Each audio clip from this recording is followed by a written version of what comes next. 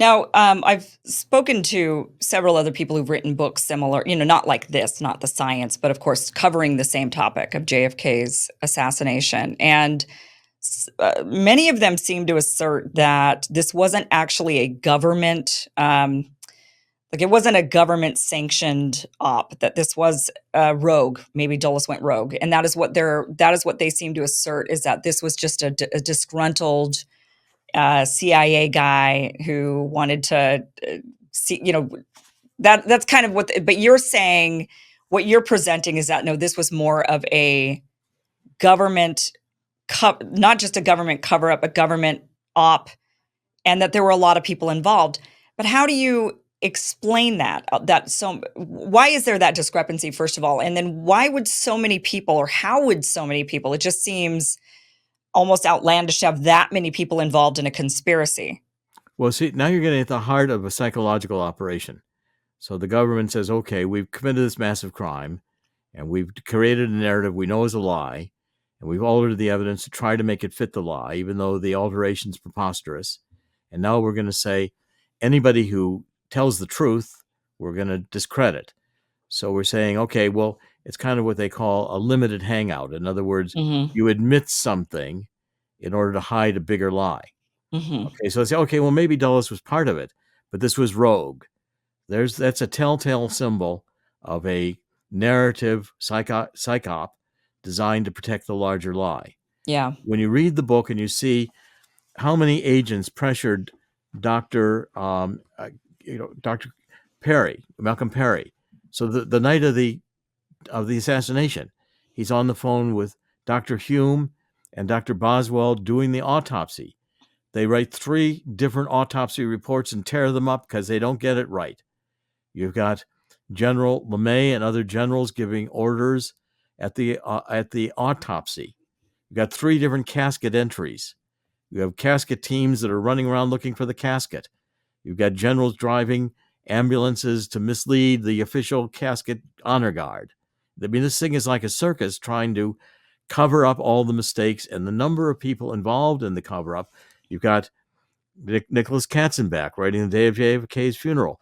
The public has got to be satisfied that Oswald was the assassin. Well, what if he wasn't the assassin? That he did not have Confederates who were still at large. Well, what if he did? That the evidence was such that he would have been convicted at trial. Well, what if the evidence wasn't that good? So Katzenbach is saying this is, if we're going to basically be found guilty by the public of a coup d'etat killing the president unless we can make this lie stick. We got to go to every length we can to make this lie stick. That's what Katzenbach said. They put Dulles on the Warren Commission. Dulles blocks every effort to investigate the CIA. They request any number of documents that they're not given when they did the Warren Commission report. Even today, 60 years after, we still don't have all the documents despite the Presidential Records Review Act. This cover-up is still going on. And the lie is that the government killed Kennedy. The government covered it up starting in the first moments after it. It's extensive. You've got Secret Service agents who lied. You've got the doctors who were pressured to lie, and doctors at Bethesda who did pre-autopsy surgery, which is a crime. You've got generals who are directing the autopsy not to investigate whether the back wound connects with the neck wound, which it did not do. You've got the Warren Commission writing a report that even 3 of the Warren commissioners objected to, and they get pressured by Lyndon Johnson saying, if you don't say Lee Harvey Oswald did it, we'll have nuclear war. You've got to go along with the story. So the pressure of the government to tell a lying narrative, and I think this is going to be more apparent to people after we've seen what the government can do with a pandemic that's a bad flu. Right. What they can do with a lockdown, what they can do with 9/11. Why did buildings collapse that weren't hit by the airplanes? I mean, you go back to these stories, and suddenly, once your mind opens up to the government can kill the president of the United States, create a narrative, force that narrative to hold, commit crimes to make sure the cover-up stays in place, destroy evidence, create false evidence, do anything necessary to keep that cover story in place, and then bury the president and say Lee Harvey Oswald did it, and then kill him Right. to make sure he doesn't talk. Yeah. I mean, we're talking about a deep state here that's probably been in control, at least since 1963. And so, so okay, and people will carry this forward. We got a president who Putin said, Joe Biden is not running the country. Well, even the special prosecutor Hugh said we can't indict him for misusing documents or classified because he's showing signs of senior dementia. Right. Well, how can we Right. have somebody with senior dementia running the country? He's not running the country. Yeah. The deep state is still running the country, and we're being lied to. We're living in a Jim Carrey Truman Show, which the government creates the narrative. They want us, shocking accident. Jack Kennedy is killed. Shocking accident. Twin Towers come down. And now the government gets more power. So we'll protect you. We'll just give us more. Patriot Act. Give us more power. Lockdowns. Give us more power.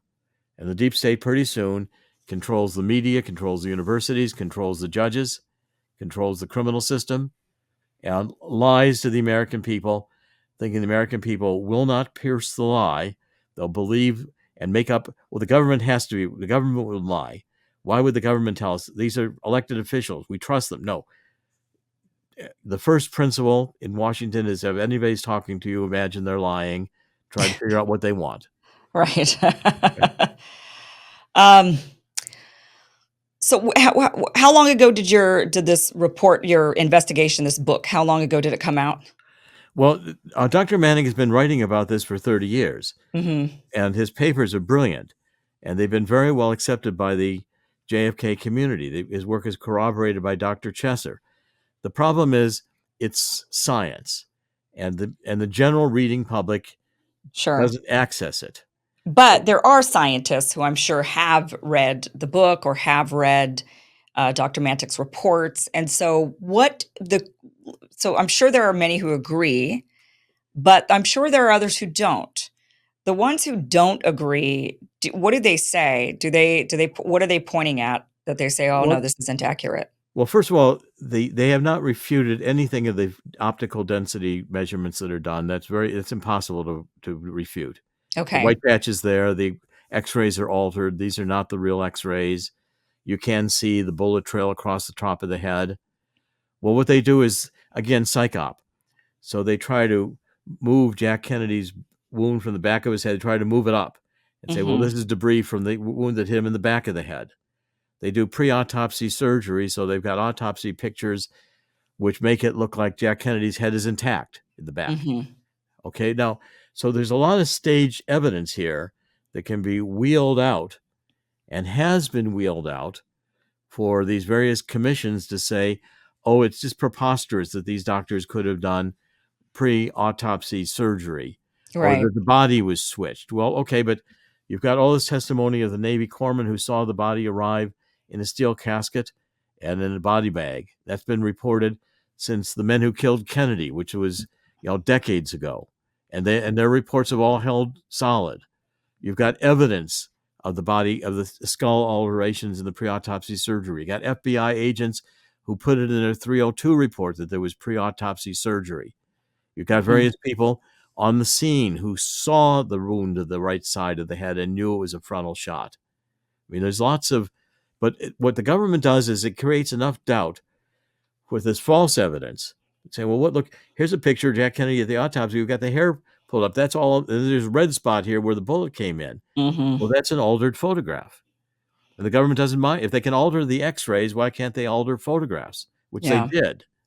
And so again, a part of a psychological operation is to create enough trails, enough false evidence that you can get the community all arguing amongst each other, and Yeah. therefore people just give up. What this book does is, and why I've got offers now. We've got offers to publish the book in Spain and Italy and Hungary, and it's just been out for 2 weeks. I think this book is going to be published around the world Wow. because, again, I've written books, I've written bestsellers, and to achieve a bestseller, everybody has to be able to read it. You have to be able to explain it, even if it's very complex science. Yeah. So instead of telling people how to read logarithms of X-rays, I explained that, if it's white, that means it was dense. That's a bone. It's a Mm-hmm. negative. If it's black, The light all got through. There's nothing there. So you read a negative in reverse. I tell people Mm. how to look at a negative and see it. I don't explain the math behind it. We show an optical density. We say this measures the light. And if you want to know the mathematics, go to the appendix. Okay. But it's Okay. all provided there for the people who are the math nerds, the science nerds, And who want to and learn everything. it want to learn everything. It's all there. I mean, we've got pictures of the pre-autopsy surgery and how the evidence was altered. We've got the CIA memo saying we're going to run a psychological operation against the critics. You've got Dr. Mantic's sketches and his measurements. We show you how X-rays were developed in the 1960s and how they were altered. I mean, Hmm. there's probably, the appendices here go from A to N, I believe, or K. I mean, Hmm. there's to N. There's Appendix L is the last appendix. Hmm. So, I mean, that's a lot of appendices. Right. And so, therefore, the book just hits you from the beginning with this is what the doctors at Parkland saw.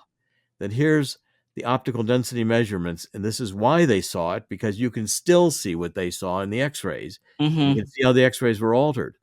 And Mm. now here's what the witnesses saw, and here's how their testimony is the true testimony. And there's a lot of it. Yeah. A lot of people told the truth, and it does fit together. What doesn't fit together is the government story.